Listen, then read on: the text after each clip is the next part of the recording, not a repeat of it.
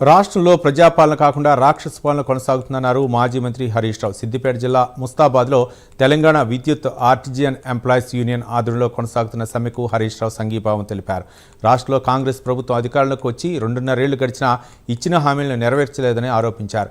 BRS హయాంలో 26,000 మంది ఆర్టిజియన్ ఉద్యోగులను గుర్తించి వేతనాలు పెంచిన విషయాన్ని హరీష్ రావు గుర్తు చేశారు. ఎన్నికల ముందు ఆర్టిజియన్ ఉద్యోగులను ప్రభుత్వోద్యోగులుగా గుర్తిస్తామని హామీ ఇచ్చిన కాంగ్రెస్ ఇప్పుడు మాట తప్పిందని హరీష్ రావు విమర్శించారు.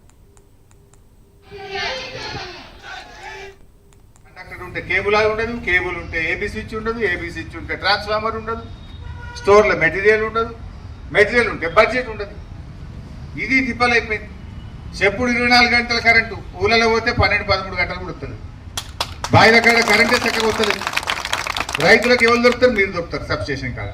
మిమ్మల్ని తిట్టిపోతారు రైతులు. ఏమైనా 24 గంటలలో మోటార్లు కాలుతున్నాయి. తిట్లేమో ఆర్టిజన్ల వంతు, కమిషన్లు ఏమో రేవంత్ రెడ్డి వంతు.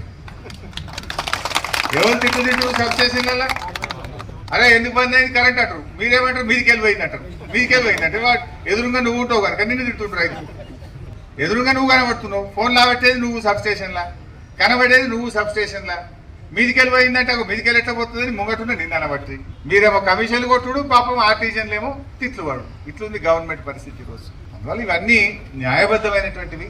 నేను ఇప్పటికైనా ముఖ్యమంత్రిని బట్టి విక్రమార్కని డిమాండ్ చేస్తా ఉన్నా, తక్షణమే ఆర్టిజన్లను చర్చకు పిలువండి, వాళ్ళ సమస్యలు పరిష్కరించండి.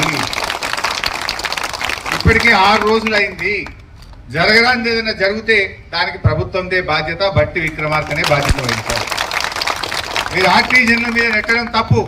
సమ్మె అనేది కార్మికుల హక్కు. నువ్వే చెప్పినావు ప్రశ్నించే హక్కు, ప్రజాస్వామ్య హక్కు 7వ గ్యారంటీకి ఇస్తున్నా అన్నావు కదా. నువ్వు ఇచ్చినావు కనుకనే మేము అడుగుతున్నాం. నేను ఇప్పుడు నా కండక్టర్ ఉంటే కేబుల్ ఉండదు, కేబుల్ ఉంటే